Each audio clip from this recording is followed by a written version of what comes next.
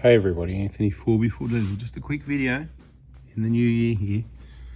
I'm in the secretly in the Prada hospital. I've got some vehicles parked in here at the moment. This is our 120.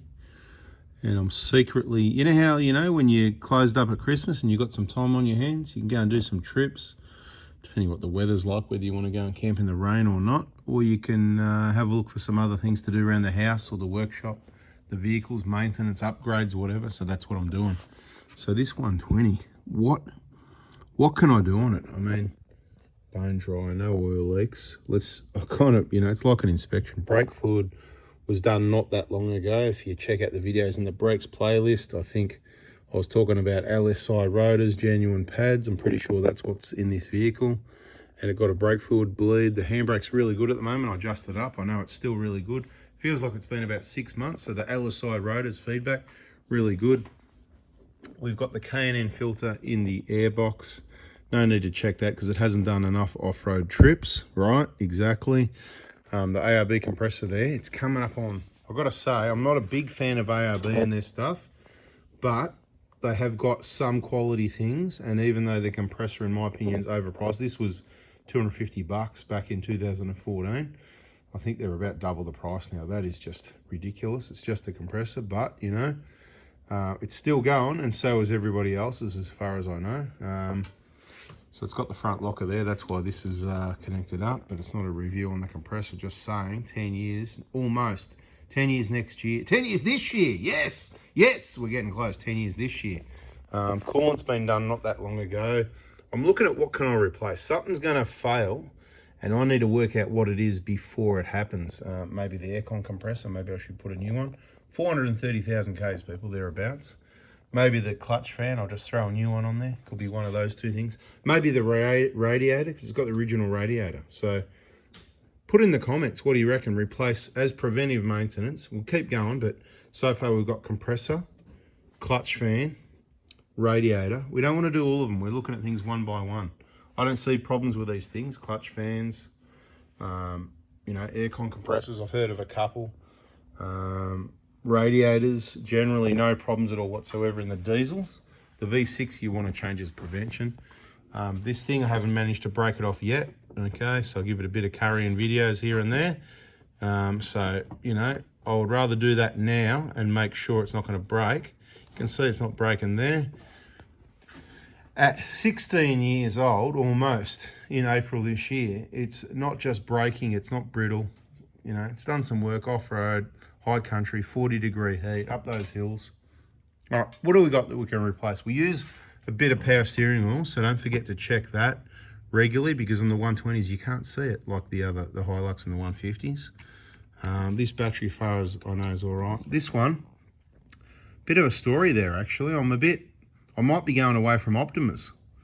Yeah, sounds a bit crazy, doesn't it? Let's see how they are on warranties, because I've got a couple of Optimas in a couple of the cars that I'm not happy with.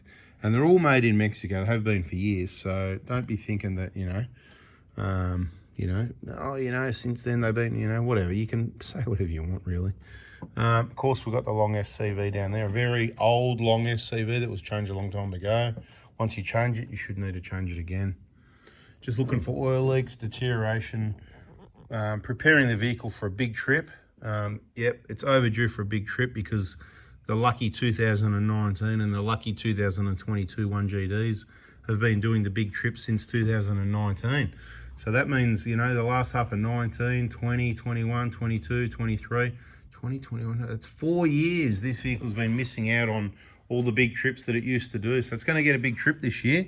Stay tuned, maybe 2 big trips, maybe even 3, who knows, because life's all about trips.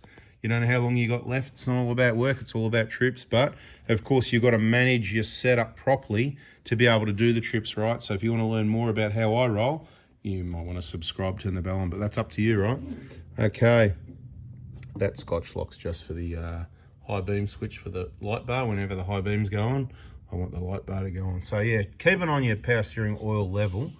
Should probably overdue for never done a power steering flush. Look, to be honest, it's pretty clean. I think I might have done it once and I just don't know about it. There's a good chance that's happened. I replaced that lid because it was leaking. Do you remember that? It used to sweat around here all the time. Bone dry now, right? New cap. That's how you get that new rubber seal underneath. I think it was about 40 bucks, something like that anyway. Level's not bad. So where does the oil go? You've got your vane pump, power steering pump down there. And there's a seal on the front of it, just like the power steering pumps when they were up here on cars used to leak. They used to leak externally and make mess somewhere, you could see it, or the way, because these are all gear driven down there. The oil that leaks out leaks into the engine oil. Not a big deal, not to be worried about, and it's only minor anyway. I have got some seal kits over there, and we have replaced one pump for someone, which one day we'll get around to rebuilding that pump and putting the seal kit through it. And then I'll put that pump on this car just to go, well, yeah, you know, we know how to put a kit through a pump, and you can do that if you like, and here's the part number. So stay tuned for that, but it's priorities, right? You know, I mean, there's no real problem here. This is an older car. You expect a little bit of leakage. We know that the racks leak a little bit past the ends into the rack boot as well. Very slow, very minor. Not worth spending thousands of dollars. I'm here to save you money. I don't do it on my car here. I'm not going to put a rack in this car. I'm not going to put a power steering pump in this car unless we get around to putting that kit through, because that's just to prove some maintenance things we can do. Racks are thousands of dollars, or you can get a cheapie aftermarket, but that's aftermarket. You want a Chinese car, or you're sticking with a Toyota, right? So at the end of the day, I'm looking around for things to do. I've replaced these clips, you know, those clips they break, right? Can't get them anymore. We've got a couple there for the people that lasted 6.5 minutes. If you're really close to me, if you know me, if we're friends, if we're mates, and you're around Melbourne and you've got a 120 and you love it, and you've got injectors off me and you've got BFE off me and all these things, and your clips are broken, you're a top level VIP client, I might have some clips for you. But I haven't got many there, to be honest, and you can't get them anymore. So this is why I'm reluctant. I'm going to keep one set spare for my car because I am selfish. To that point, I can't get any more, and I love the 120, so I love the 120 more than you. Maybe. Anyway, we'll see. But, you know, I might have a couple of spares there. So, you know, check with Toyota if you like to see if you can buy these. Or even in another country, you might be able to buy them. But I haven't had any luck. I can't get them anymore. So anyway, just having a bit of a yak here. So preparing for a trip, what do we do? Now this, I'll give you some background on this battery. This battery is actually a 2019 battery. It was sitting on the shelf for a while running a UHF before I actually put it into a vehicle. That could be the problem. Maybe the UHF was on more than I thought. It was draining it. Maybe it did some damage to the battery. Maybe not. I'm really not too sure. That's only wet there because I sprayed a bit of CRC on the terminals recently. There was a little bit of corrosion there. All these speckles are when I painted, well, when I painted the floor, I painted part of the wall, one of the boards on the wall to tidy it up a bit. And of course the battery was there, and that's all the flick off the roller, okay? So that's what that's about. Didn't go into this vehicle until about 2021 sometime. So it's been in the vehicle for about 2 years, the usual punishment. Our previous one of these was 5.5 years old. It was working really well.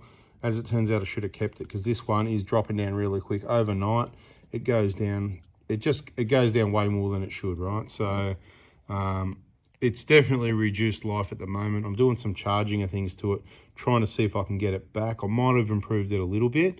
So I'm going to punish it some more, but I'm probably going to put a Century Dual Force 75AH. I believe it'll fit because these are about 250 mil long, if I remember correctly. Let me know in the comments. Optima, it's the 34, right? What's the number? I don't know. You know, the whatever 34s, they're all the same size anyway. D34M, maroon, blue. Anyway, whatever the 34, even the red 34 number, there you go. That's a 34R. That's the cranking one I use for the Prados, right? 20 kilos, 17, 20, something like that anyway. This is 20, I think. Yeah, this is 20. That's 17 from memory. Going by memory, who knows? Could be wrong. Anyway, there's a little bit of space down the end there. Like these trays, I think the battery, the Century Dual Force 78 is about 260 mil long. This battery's 250. I reckon I've got about 20 mil down there. See the space at the end? So I'm going to get a 75AH. Most likely that's what's going to happen, and put it in place of this one and fix all this up. Give it a new Anderson plug. This is some El Cheapo wire that came with one of those things, whatever. We'll put a new one of those on there, tidy all this up. We'll reuse the old battery terminals. They're all right, they do the job. Give it all a clean up and on she goes. But no leaks, no deterioration, nothing to see here. I'm just looking for something to do on this vehicle. So let me know. All I've really come up with, definitely I'm going to probably do a battery before a big trip. I want a nice fresh one. This will still go into service in another place, somewhere else, no problem. Yet we just got the SPI red arc, that's it. So is it the compressor, the radiator, or the clutch fan? I'm thinking clutch fan. Let me know in the comments. I'll have a look and we'll pull the pin and we'll replace one of them.